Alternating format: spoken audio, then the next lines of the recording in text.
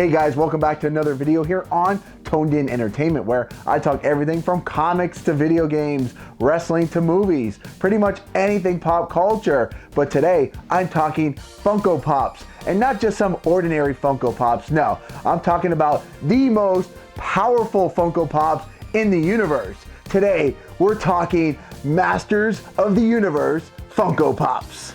Now, there's been some talk that Funko won't be producing any more Masters of the Universe Funkos due to license issues. And the last one that they would be producing is this Buzz-Off, which was an Emerald City and FYE exclusive. And of this recording in July 2019, its trending value is $50. But at its release, I saw it going on eBay for $100. So with that being said, if you're thinking about starting up a Masters of the Universe Funko collection, now would be the time to start. Because once these get vaulted and in the hands of collectors, they become extremely pricey. Check out this awesome picture by Instagram user Rob_182 of the complete collection here.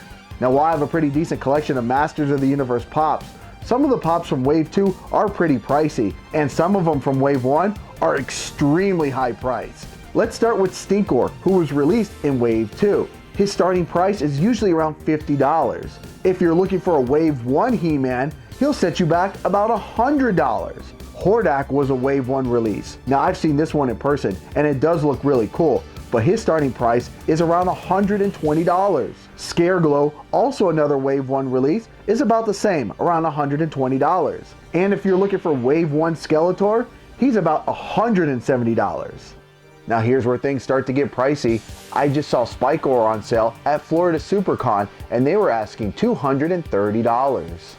And the grail of this collection, She-Ra, goes for $500. I saw this one in person, but I had to turn it down. $500 is just way too much. Now, there's two Funkos out there that aren't traditional Masters of the Universe Funko Pops, but if you're really into collecting everything Funko, you might want to go out and grab these if you can afford it. There's a Freddy Funko as Skeletor and He-Man.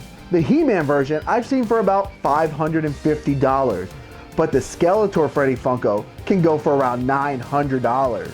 Now, while Pops like Hordak and definitely She-Ra are out of most people's price range, as of this recording, there's still a lot of availability of Wave 2 Pops. However, I've started to see these Wave 2 Funkos disappear from store shelves, especially He-Man and Skeletor. Alright, let's talk about some of the Funkos that are in my collection, and let's also talk about some Funkos that I would like to see in the future if they're able to get the licensing back. First off, one of my favorites that I just recently found at Orlando MegaCon. It's this Target exclusive Faker. Now, this one's trending value is $75, but I found someone selling it for $40. Now, Amazon and eBay might be the usual go-to places, but I found the best deals are conventions and collectible shows. On to some of the commons for Wave 2. Let's take a look at Beastman. He does look pretty cool, and he's got his whip ready for action. While the common is still normal price, there's also a variant that looks the same, but it's flocked. The difference in price is the common goes for around $10, while I've seen the flock being sold for $35.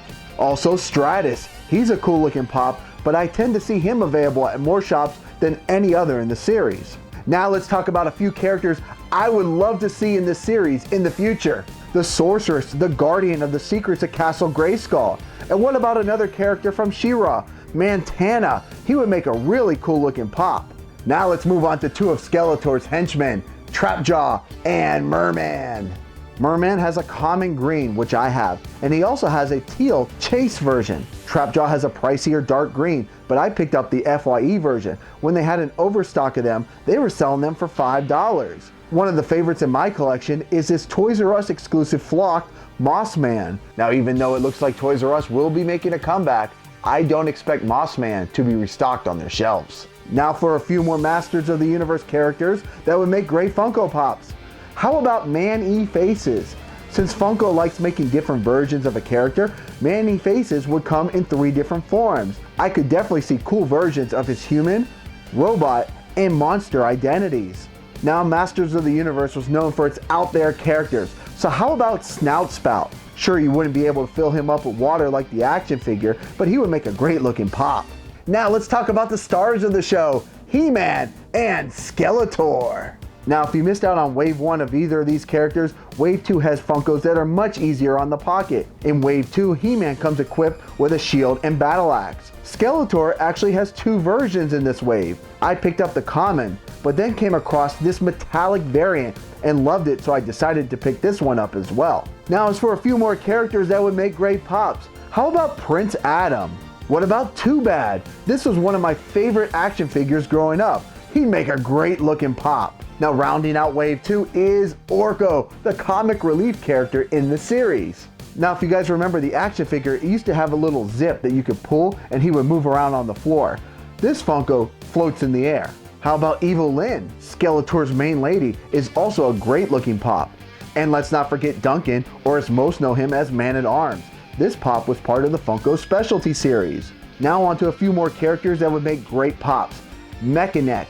Now he'd probably have to be at least a 6-inch character, but how cool would it be to have him in pop form? How about the captain of the Royal Guard, Teela? And let's not forget He-Man's feline companion, Battle Cat. Alright, now to finish up my collection, let's go to my latest addition, and that's Ram Man. Now Ram Man is a Toy Tokyo exclusive and is a bit hard to find, so I'm glad I was able to come across him at a recent Comic-Con.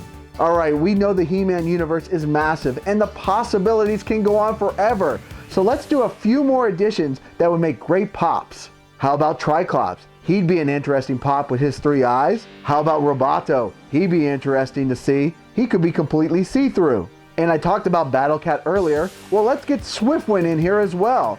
And how about a new She-Ra? For those of us that want her in our collection, but don't want to spend a small fortune to complete it. Also, if you really want to go all Funko, there are also Masters of the Universe Pez and Skeletor cereal.